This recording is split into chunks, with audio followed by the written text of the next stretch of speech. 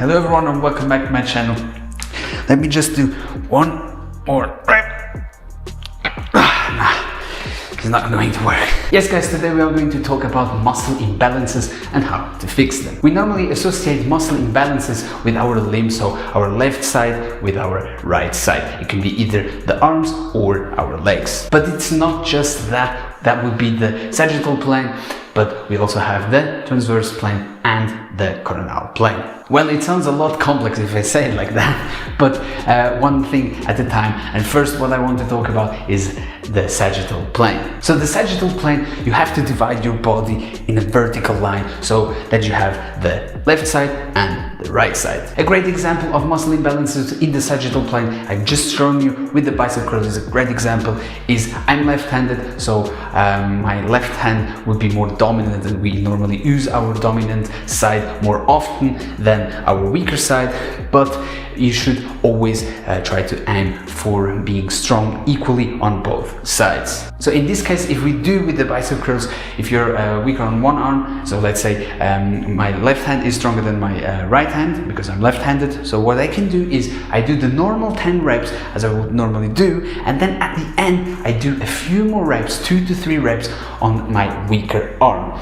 In a few weeks or even a month, you will see a difference on your weaker arm, and that will equalize the strength on both arms. You have to see it like a compensation work, and it makes sense. And this not just only applies with strength, but also in muscle. And you can only see if you have muscle imbalances if you do unilateral work, and you can only develop that strength necessary to equalize with the stronger side by doing unilateral exercise. Because if you use barbells, for example, unconsciously, when you're doing, for example, rows, you tend to pull or push, depending on the exercise that you're doing, on one side more than the other, and you will not notice the difference. That's why using dumbbells is a greater option for you. But also in calisthenics, it can also happen. For example, if you do pull-ups or even push-ups, as you know, you can push or pull more than the other side, and that will create that muscle imbalance. So if you notice some imbalances, do unilateral work. The sagittal plane is the most talked about when it comes to muscle imbalances, but like I talked about the other planes as well, we have the transverse plane, which divides our upper body from our lower body. Here is where some calisthenics athletes would say not needed. I know that in calisthenics, if you have a bigger upper body in comparison to your lower body, it's a smart idea, because if you have big legs, so heavy legs, it will be harder to do some calisthenics skills like the planche and front levers, etc. But skipping legs in long term, it's not a very smart idea, because imagine you look like Johnny Bravo, you have a massive upper body in comparison to your lower body, and your legs will look like sticks, and they have to carry all that weight of your upper body. Then jumping, running, sprinting is not for you because you will probably injure yourself, so don't skip legs. And another thing is, it just looks weird when you have unproportional body. That is why I always say, try to aim for proportional body shape, because like that you will know that your performance will be at its peak. But there is also the other way around, so you have a tiny upper body but big legs. For example, Roberto Carlos, the football player, had that type of physique, that is having a tiny upper body in comparison with his legs, which were huge.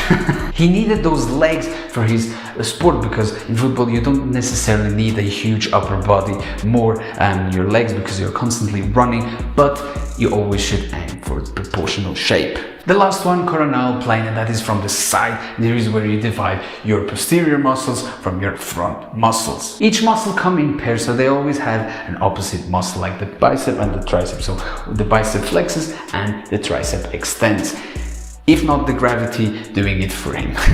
If one muscle is stronger than the other one, the weaker muscle can tear because it cannot accompany the stronger muscle. A great example in sports is the hamstring and the quads. I talked about it a few times, and even myself had that. I teared my hamstring and it hurt like hell.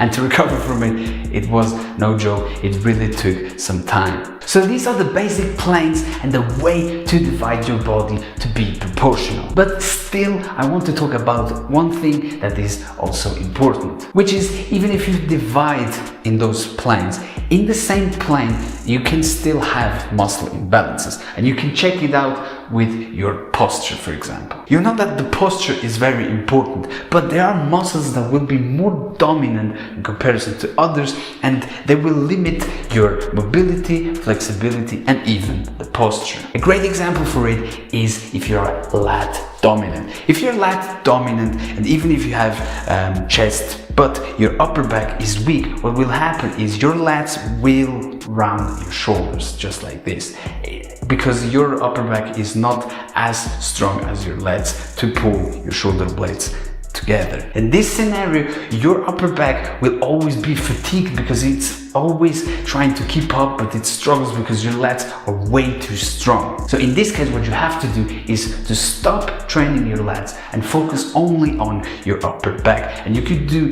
face pulls, rear delt flies, bent over rows, but focused for your upper back, e-raises and other exercises as well that are focused for your upper back. Because even having a weak rear delt will limit the strength of your front delt. This muscle imbalance will be more for the coronal plane. Don't train just to train. Make sure that when you train, you know for what you're training for. That is very important. And remember, guys, that your nervous system will not give the 100% capacity of a muscle, because if it compromises a tendon, a joint, or even a muscle, it won't give that 100% capacity. So what your nervous system does, it limits the strength capacity of that muscle to keep you safe, because otherwise we will always be injured and tear our muscles. So our body is very smart. If you're doing a skill, a calisthenics skill, which is very difficult, your body will notice if the joints, your muscles or tendons, if they are safe,